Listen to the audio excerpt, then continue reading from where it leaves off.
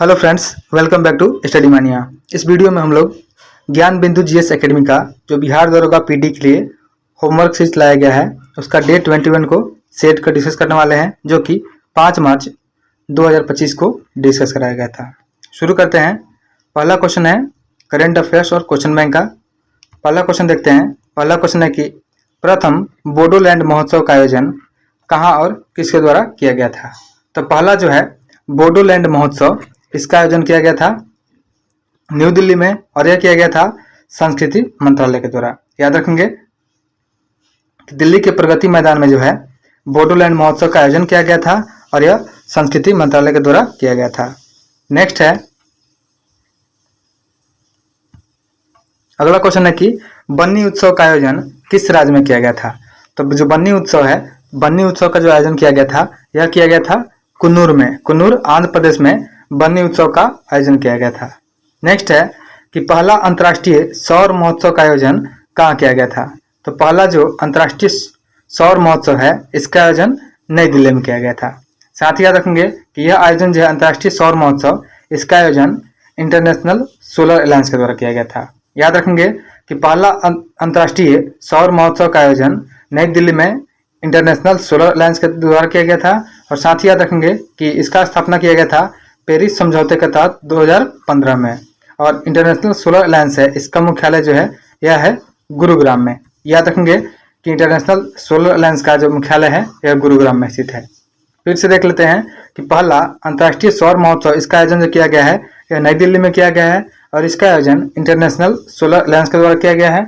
और इंटरनेशनल जो solar alliance है इसका स्थापना 2015 में पेरिस समझौते के द्वारा किया गया है। और साथ ही रखेंगे इंटरनेशनल सोलर अलायंस का मुख्यालय हो जाएगा गुरुग्राम, हरियाणा में हो जाएगा। याद रखेंगे इंटरनेशनल सोलर अलायंस का जो मुख्यालय है गुरुग्राम, हरियाणा में है।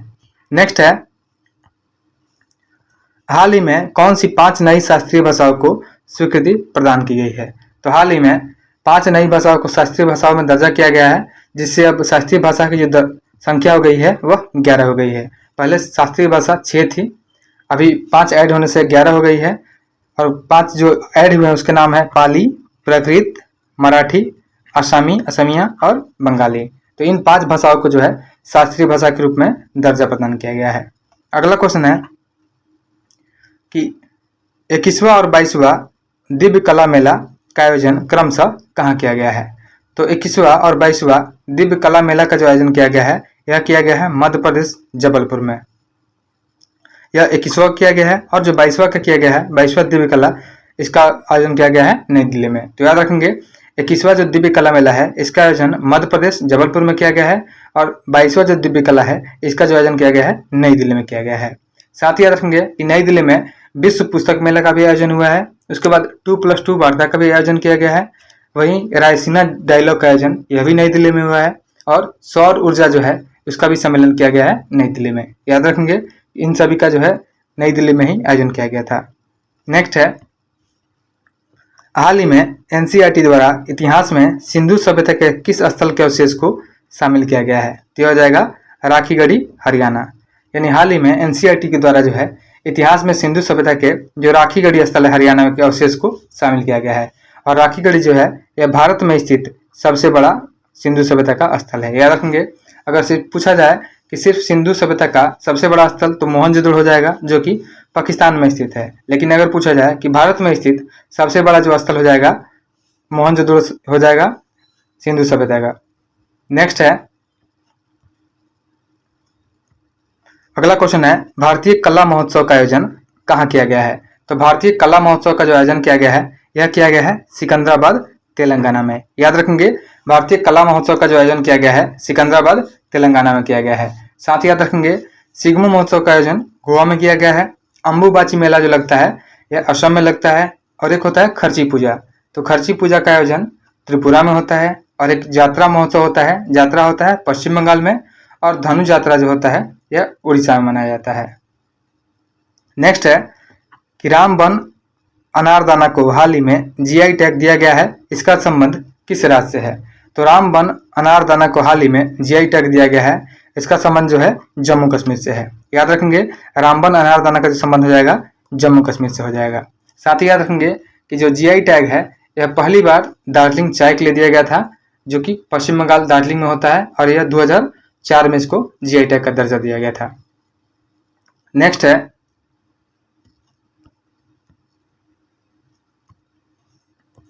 हाल ही में मनकीडिया समुदाय को वनों पर निवास का अधिकार दिया गया है। इसका संबंध किस राज्य से है? तो जो मनकीडिया समुदाय है इसको वनों पर निवास करने का अधिकार दिया गया है और इसका संबंध उड़ीसा राज्य से हो जाएगा। साथ ही याद रखेंगे कि ट्राइबल्स का नाम जैसे सोम्पेन जो जनजाति है यह पाई जाती है अंडमान निकोबार में, वैसे ही पाई जाती है एक ब्रू जनजाति।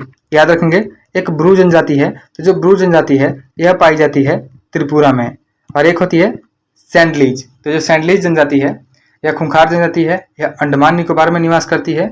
और साथ ही याद रखेंगे कि भारत की सबसे बड़ी जो जनजाति है यह हो जाएगी भील, और वहीं भारत की दूसरी सबसे बड़ी जनजाति गोंड हो जाएगी, जो मुख्य रूप से मध्य प्रदेश में निवास करती है।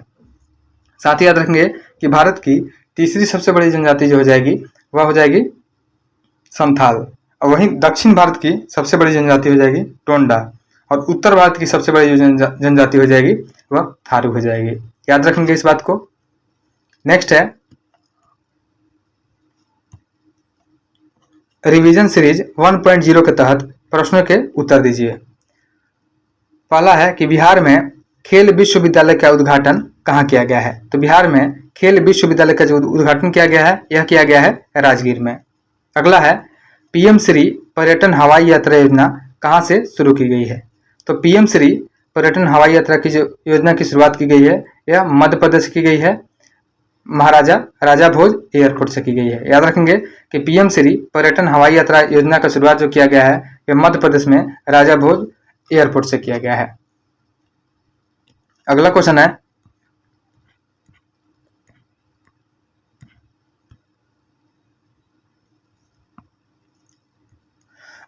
है कि जेड मोड सुरंग कहाँ अवस्थित है? तो जो जेड मोड सुरंग है यह जम्मू कश्मीर में स्थित है, जो कि 15,800 फीट के ऊंचाई पर स्थित है।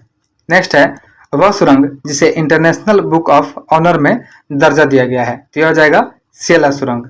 सेला सुरंग जो कि अरुणाचल प्रदेश में स्थित है। याद रखेंगे इंटरनेशनल बुक ऑफ ऑनर में दर्जा दिया गया है सेला सुरंग को, और यह अरुणाचल प्रदेश में स्थित है। नेक्स्ट है संविधान पार्क कहाँ बनाया गया है? तो संविधान पार्क जो है यह बनाया गया है महाराष्ट्र में। अगला क्वेश्चन है कि दुनिया का सबसे बड़ा नेट जीरो कार्बन कैंपस, तो यह हो जाएगा नालंदा विश्वविद्यालय का नालंदा में। याद रखेंगे कि दुनिया का सबसे बड़ा नेट जीरो कार्बन कैंपस जो हो जाएगा यह नालंदा हो जाएगा। नेक्स्ट है कि सुदर्शन सेतु किन दो स्थानों को जोड़ता है? तो जो सुदर्शन सेतु है यह जोड़ता है ओखा को द्वारका से, यानी गुजरात में है, या ओखा को द्वारका से जोड़ता है। याद रखेंगे सुदर्शन सेतु जो है यह ओखा को द्वारका से जोड़ता है, जो कि गुजरात में स्थित है। अगला क्वेश्चन है डॉक्टर अंबेडकर ने संविधान के किस भाग को सबसे जटिल भाग माना है? तो डॉक्टर अंबेडकर के द्वारा संविधान का जो भाग 2 है इसे सबसे जटिल भाग माना है। नेक्स्ट है लोकसभा के महासचिव की नियुक्ति किसके द्वारा की जाती है? तो लोकसभा के महासचिव की जो नियुक्ति की जाती है यह की जाती है स्पीकर के द्वारा। याद रखेंगे कि लोकसभा में जो महासचिव की नियुक्ति होती है यह लोकसभा स्पीकर के द्वारा होती है। और साथ ही याद रखेंगे कि वर्तमान में लोकसभा के जो सचिव हैं यह है उत्पल कुमार। याद रखेंगे कि वर्तमान में लोकसभा के सचिव हैं, इनका नाम है उत्पल कुमार। नेक्स्ट है किस अनुच्छेद के तहत किसकी सिफारिश पर संसद द्वारा राज्यों में विधान परिषद के गठन को मंजूरी दी गई है? तो यह हो जाएगा विधानसभा, यानी अनुच्छेद 169 के तहत जो है विधानसभा के सिफारिश पर संसद द्वारा राज्यों में विधान परिषद के गठन की मंजूरी दी गई है। नेक्स्ट है कौन सा मूल अधिकार केवल भारतीयों के लिए उपलब्ध है? तो केवल भारतीयों के लिए जो उपलब्ध है वो हो जाएगा अनुच्छेद 15, अनुच्छेद 16, अनुच्छेद 19, 29 और 30 हो जाएगा। याद रखेंगे जो सिर्फ भारतीयों के लिए उपलब्ध है यह मूल अधिकार हो जाएगा अनुच्छेद 15, 16, 19, 29 और 30 हो जाएगा। नेक्स्ट है अल्पसंख्यकों के हितों का संरक्षण संविधान के किस अनुच्छेद में वर्णित है? तो अल्पसंख्यकों के हितों के संरक्षण जो है यह संविधान के आर्टिकल 29 में वर्णित है। याद रखेंगे अल्पसंख्यकों के हितों का जो संरक्षण है यह अनुच्छेद 29 में दिया हुआ है। नेक्स्ट है किस संविधान संशोधन द्वारा लोकसभा में राष्ट्रपति द्वारा 2 सदस्यों जो आंग्ल समुदाय के मनोनयन को समाप्त कर दिया गया है। तो यह हो जाएगा 104वां संविधान संशोधन। याद रखेंगे कि जो 104वां संविधान संशोधन हुआ है, इसके द्वारा जो लोकसभा में राष्ट्रपति के द्वारा 2 आंग्ल समुदाय के लोगों का मनोनयन होता था, उसे खत्म कर दिया गया है। साथ ही याद रखेंगे एक हुआ था 100वां संविधान संशोधन। तो जो 100वां संविधान संशोधन हुआ था, यह किया गया था भारत और बांग्लादेश के बीच में भूमि अधिग्रहण हुआ था और यह 2015 में किया गया था।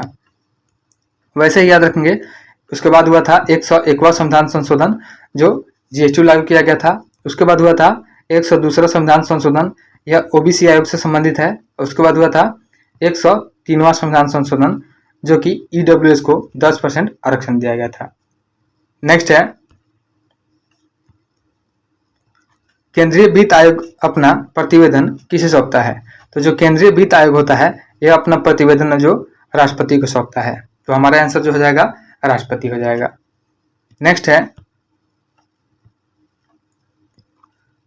हीलियम, आर्गन आदि अक्रिय गैसों की उपस्थिति में जब ग्रेफाइट को विद्युत आर्क यानी इलेक्ट्रिक आर्क में गर्म किया जाता है तो किस तल का निर्माण होता है।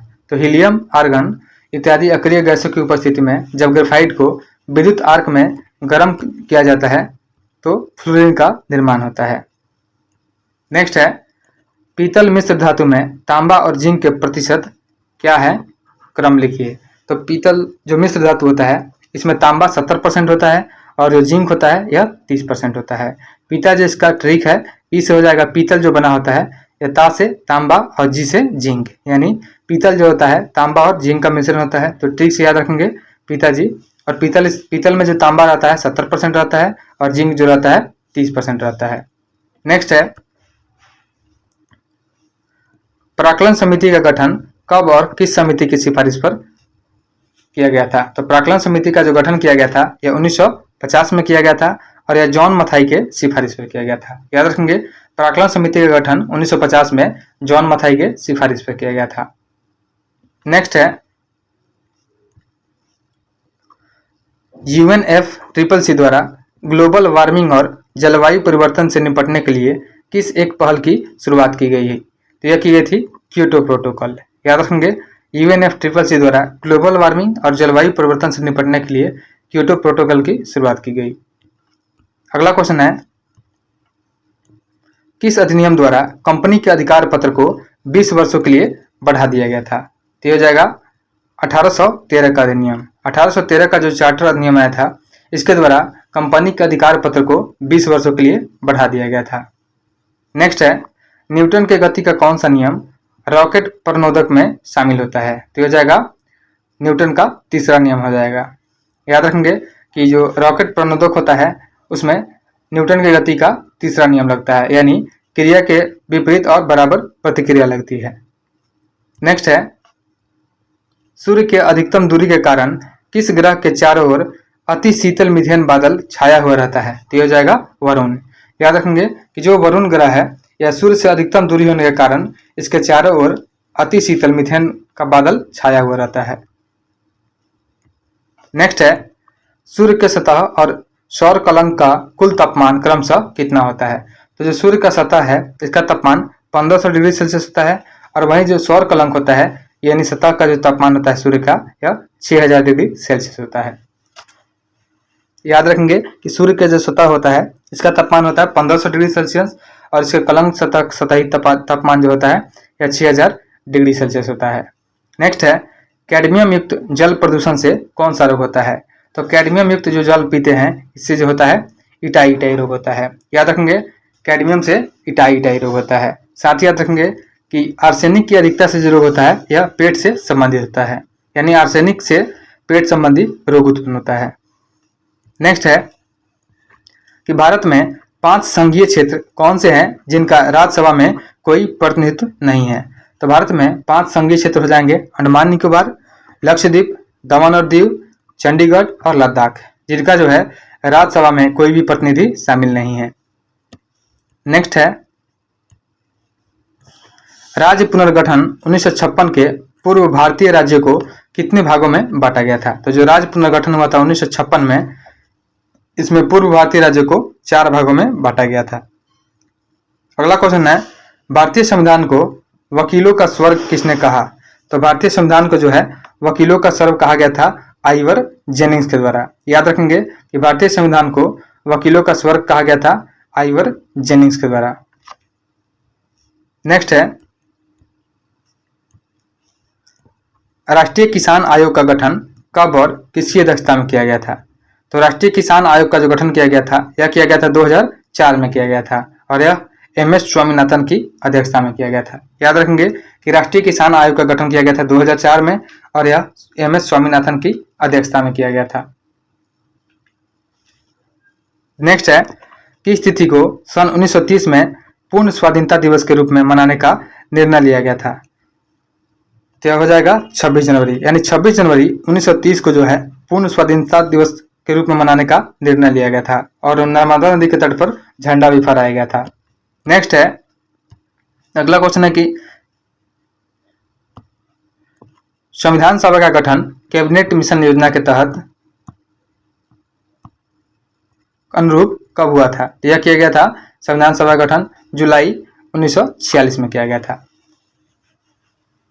नेक्स्ट है संत कबीर किस शासक के समकालीन थे? तो जो संत कबीर थे यह अकबर के समकालीन थे। याद रखेंगे संत कबीर अकबर के समकालीन थे।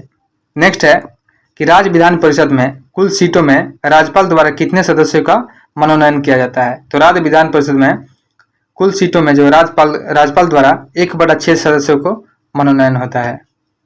नेक्स्ट है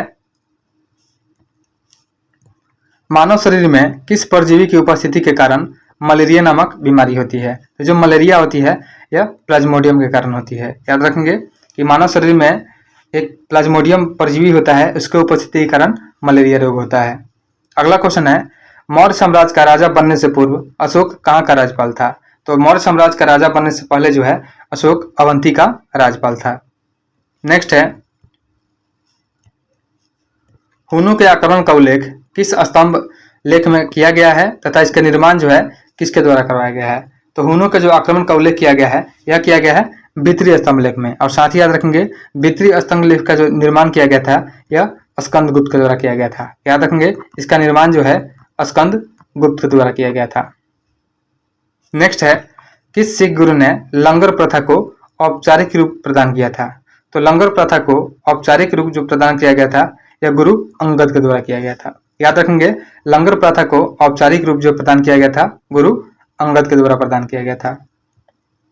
नेक्स्ट है नागालैंड राज्य को विशेष दर्जा देते हुए संविधान के किस अनुच्छेद में शामिल किया गया है? तो नागालैंड राज्य को जो है विशेष दर्जा प्रदान करते हुए संविधान के आर्टिकल 371 के ए में शामिल किया गया है। याद रखेंगे। नेक्स्ट है निम्नलिखित कथनों में कौन सा सही है? पहला है सभी धन विधेयक वित्त विधेयक है, यह स्टेटमेंट गलत हो जाएगा। नेक्स्ट है सभी वित्त विधेयक जो होते हैं धन विधेयक होते हैं, तो सिर्फ 2 जो हो जाएगा हमारा राइट आंसर हो जाएगा। अगला क्वेश्चन है मुस्लिम लीग द्वारा पाकिस्तान के संकल्प को कब और कहां से प्रस्तुत किया गया था? तो मुस्लिम लीग के द्वारा जो है पाकिस्तान के संकल्प को 1940 में लाहौर में प्रस्तुत किया गया था और यह जिन्ना के द्वारा प्रस्तुत किया गया था। याद रखेंगे कि मुस्लिम लीग के द्वारा पाकिस्तान के संकल्प को 1940 में लाहौर में मोहम्मद अली जिन्ना के द्वारा प्रस्तुत किया गया था। नेक्स्ट है कि मुस्लिम लीग द्वारा कांग्रेस के मंत्रालयों के त्याग पत्र के उपलक्ष्य में उद्धार दिवस कब मनाया गया था? तो मुस्लिम लीग के द्वारा जो है कांग्रेस के मंत्रालय जो कांग्रेस के मेंबर थे उन्होंने अपने अपने मंत्रालय से त्याग पत्र दे दिया था। इसके उपलक्ष्य में मुस्लिम लीग के द्वारा 1939 में उद्धार दिवस मनाया गया था। नेक्स्ट है 1942 में मोहनदास करमचंद गांधी को ब्रिटिश सेना द्वारा कहां से गिरफ्तार किया गया था? तो 1942 में मोहनदास करमचंद गांधी को ब्रिटिश सेना द्वारा बॉम्बे से गिरफ्तार किया गया था। अगला क्वेश्चन है अगस्त प्रस्ताव 1940 को कांग्रेस सरकार द्वारा कब अस्वीकार किया गया था? तो अगस्त प्रस्ताव को 1940 को कांग्रेस सरकार द्वारा 1940 में अस्वीकार कर दिया गया था। नेक्स्ट है किस योजना का उद्देश्य भारत की स्वतंत्रता को लेकर भारतीय राष्ट्रीय कांग्रेस और मुस्लिम लीग के बीच गतिरोध को हल करना था? तो हो जाएगा कैबिनेट मिशन। यानी कैबिनेट मिशन जो आया था इसका उद्देश्य था कि भारत की स्वतंत्रता को लेकर के भारतीय राष्ट्रीय कांग्रेस और मुस्लिम लीग के गतिरोध को कम करना। साथ ही याद रखेंगे कि भारतीय राष्ट्रीय कांग्रेस जो है इसका स्थापना 1885 में लॉर्ड डफरिन के काल में किया गया था। नेक्स्ट है 6 सितंबर 1943 को जापानी प्रमुख तोजो ने घोषणा की कि जापान ने कुछ द्वीपों को आजाद हिंद की अंतरिम सरकार को सौंपने का निर्णय लिया है। ये द्वीप कौन से थे? तो ये थे अंडमान निकोबार द्वीप समूह। नेक्स्ट है सन 1943 में इंडियन नेशनल आर्मी में महिला रेजिमेंट की स्थापना किसने की थी? तो यह की गई थी सुभाष चंद्र बोस के द्वारा। यानी सुभाष चंद्र बोस के द्वारा 1943 में इंडियन नेशनल आर्मी में महिला रेजिमेंट का स्थापना किया गया था। नेक्स्ट है कि 1942 में महात्मा गांधी द्वारा भारत छोड़ो आंदोलन का आह्वान कहां से किया गया था? तो 1942 में महात्मा गांधी के द्वारा भारत छोड़ो आंदोलन का जो आह्वान किया गया था यह किया गया था ग्वालियर टैंक से। नेक्स्ट है अगला क्वेश्चन है कि 1942 में जब क्रिप्स मिशन भारत आया उस समय इंग्लैंड के प्रधानमंत्री कौन थे? तो 1942 में जब क्रिप्स मिशन भारत आया था उस समय इंग्लैंड के प्रधानमंत्री विंस्टन चर्चिल थे, याद रखेंगे। नेक्स्ट है भारतीय राष्ट्रीय कांग्रेस के किस अधिवेशन से ही देशी रियासतों ने स्वतंत्रता आंदोलन को समर्थन देना प्रारंभ कर दिया था? तो यह हुआ था हरिपुरा अधिवेशन 1938।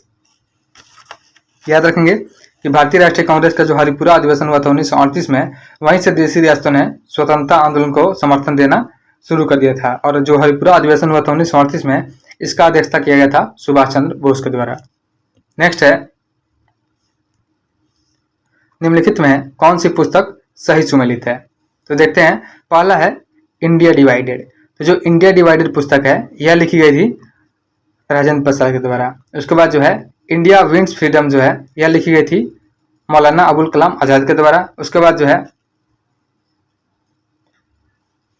इंडियन स्ट्रगल, तो जो इंडियन स्ट्रगल जो है यह लिखी गई थी सुभाष चंद्र बोस के द्वारा। यह सही सुमेलित है और बाकी जो है कोई भी सुमेलित नहीं है। इंडिया डिवाइडेड हो जाएगा मौलाना अबुल कलाम आजाद नहीं, या राजेंद्र प्रसाद हो जाएगा जो कि सामने नहीं है। उसके बाद इंडिया विंग्स फ्रीडम जो हो जाएगा मौलाना अबुल कलाम आजाद के द्वारा। इसमें पूछा गया है कौन सा पुस्तक सही सुमेलित है, तो हमारा ऑप्शन डी सी हो जाएगा, इंडियन स्ट्रगल जो सुभाष चंद्र बोस के द्वारा लिखी गई थी। साथ ही याद रखेंगे अनहैप्पी इंडिया जो है यह लिखी गई थी लाला लाजपत राय के द्वारा। नेक्स्ट है इंडियन नेशनल आर्मी के युद्ध बंदियों पर कौन सा मुकदमा चलाया गया था? तो इंडियन नेशनल आर्मी के युद्ध बंदियों पर दिल्ली का मुकदमा चलाया गया था। नेक्स्ट है अंतरिम सरकार का गठन कब और किसके द्वारा किया गया था? तो अंतरिम सरकार का जो गठन किया गया था यह किया गया था 2 सितंबर 1946 को, और यह पंडित जवाहरलाल नेहरू के द्वारा किया गया था। याद रखेंगे कि अंतरिम सरकार का गठन 2 सितंबर 1946 को पंडित जवाहरलाल नेहरू के द्वारा किया गया था। नेक्स्ट है किस सभापति ने जवाहरलाल नेहरू के बाद 15 अगस्त 1947 के मध्य रात्रि को संसद को संबोधित किया था? तो यह हो जाएगा डॉक्टर सर्वपल्ली राधाकृष्णन।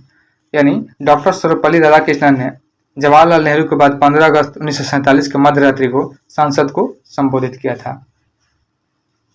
अगला क्वेश्चन है 2026 की जनगणना भारत की 16वीं जनगणना है, तो कौन से वर्ष भारत की पहली जनगणना हुई थी? तो भारत की जो पहली जनगणना हुई थी यह हुई थी 1881 ईस्वी में, और यह लॉर्ड रिपन के समय में हुई थी। याद रखेंगे कि भारत की जो पहली जनगणना हुई थी यह 1881 में लॉर्ड रिपन के समय में हुई थी। नेक्स्ट है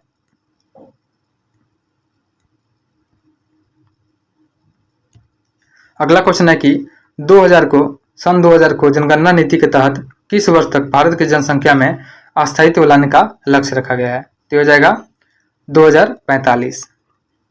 नेक्स्ट है भारत में कौन सा जनगणना वर्ष जनसांख्यिकी महाविभाजन का वर्ष कहा जाता है? तो यह हो जाएगा 1921।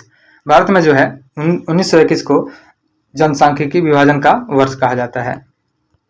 अगला क्वेश्चन है जनगणना 2011 के अनुसार भारत के अन्य राज्यों की तुलना में किस राज्य की जनसंख्या अपेक्षाकृत कम है? तो हो जाएगा सिक्किम। जो सिक्किम का जनसंख्या है यह सबसे कम है। नेक्स्ट है कि भारत की जनगणना 2011 के अनुसार किस आयु वर्ग या उससे अधिक आयु का कोई भी व्यक्ति जो किसी भाषा को समझ और पढ़ सके लिख सके वो साक्षर माना जाएगा। तो हो जाएगा 7 साल। यानी भारत की जनगणना के अनुसार जो है 7 वर्ष या उससे अधिक का जो कोई भी व्यक्ति अगर किसी भाषा को समझ सकता है, पढ़ सकता है और लिख सकता है तो उसे साक्षर माना जाएगा। नेक्स्ट है, किस पुस्तक में पहली बार जनगणना शब्द का प्रयोग किया गया था? तो हो जाएगा अर्थशास्त्र। अर्थशास्त्र में जो है पहली बार जनगणना शब्द का प्रयोग किया गया था। अगला है, भारतीय संविधान के किस अनुच्छेद के अनुसार एक नियंत्रक एवं महालेखा परीक्षक यानी कैग जो है, जिसकी नियुक्ति राष्ट्रपति द्वारा हस्ताक्षर और मुहर वाले वारंट के द्वारा की जाएगी, तो हो जाएगा आर्टिकल 148। यानी जो आर्टिकल 148 है इसमें नियंत्रक एवं महालेखा परीक्षक का पद दिया हुआ है। नेक्स्ट है, कैग का कार्यालय पहली बार किस अधिनियम द्वारा स्थापित किया गया था? तो कैग का जो कार्यालय है यह पहली बार 1858 के अधिनियम के द्वारा स्थापित किया गया था। नेक्स्ट है कि भारत के नियंत्रक एवं महालेखा परीक्षक की नियुक्ति कौन कर सकता है? तो भारत के नियंत्रक एवं महालेखा परीक्षक जो नियुक्ति होती है यह राष्ट्रपति द्वारा की जाती है। नेक्स्ट है, भारतीय संविधान में नियंत्रक और महालेखा परीक्षक का पद किस देश से अधिगृहित किया गया है?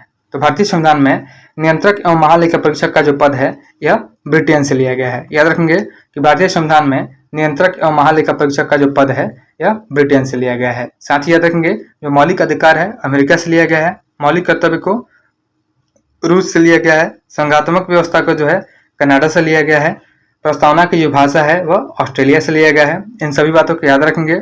नेक्स्ट है कि भारत के नियंत्रक एवं महालेखा परीक्षक की रिपोर्ट का परीक्षण कौन करता है? तो भारत के नियंत्रक एवं महालेखा परीक्षक जो हैं अपना रिपोर्ट जो सौंपते हैं इसका जो परीक्षण किया जाता है यह लोक लेखा समिति के द्वारा किया जाता है। नेक्स्ट है, कौन सा आंदोलन या सुधार या प्रस्ताव भारतीय राष्ट्रीय कांग्रेस द्वारा अस्वीकार कर दिया गया था परंतु मुस्लिम संघ द्वारा स्वीकार किया गया था? तो यह था अगस्त प्रस्ताव। याद रखेंगे कि जो अगस्त प्रस्ताव है इसे भारतीय राष्ट्रीय कांग्रेस द्वारा अस्वीकार कर दिया गया लेकिन मुस्लिम लीग के द्वारा इसे स्वीकार किया गया था। नेक्स्ट है कि भारत की सर्वोच्च लेखा परीक्षा संस्थान किसे कहा गया है? तो भारत की सर्वोच्च लेखा परीक्षा जो संस्थान है यह कहा गया है कैग को। याद रखेंगे और कैग का नियुक्ति के बारे में दिया है आर्टिकल 148 में दिया हुआ है। नेक्स्ट है, कैग के संबंध में सही कथन कौन सा है? पहला है, कोई भी मंत्री सदन में कैग का प्रतिनिधित्व कर सकता है, तो यह स्टेटमेंट बिल्कुल गलत है। अगला है, कैग के वेतन और भत्ते संचित निधि पर भारित होते हैं, यह सही हो जाएगा क्योंकि जो कैग के वेतन और भत्ते होते हैं यह संचित निधि पर भारित होते हैं। नेक्स्ट है,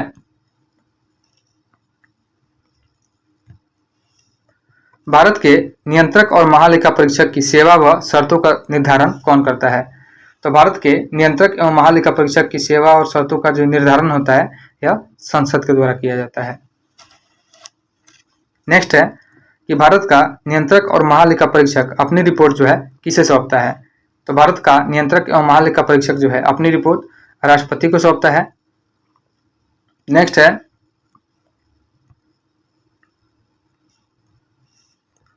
दादरी पशु मेला कब और कहां आयोजित किया जाता है? तो जो दादरी पशु मेला है यह कार्तिक माह में बलिया में आयोजित होता है। याद रखेंगे दादरी पशु मेला कार्तिक माह में बलिया उत्तर प्रदेश में आयोजित होता है।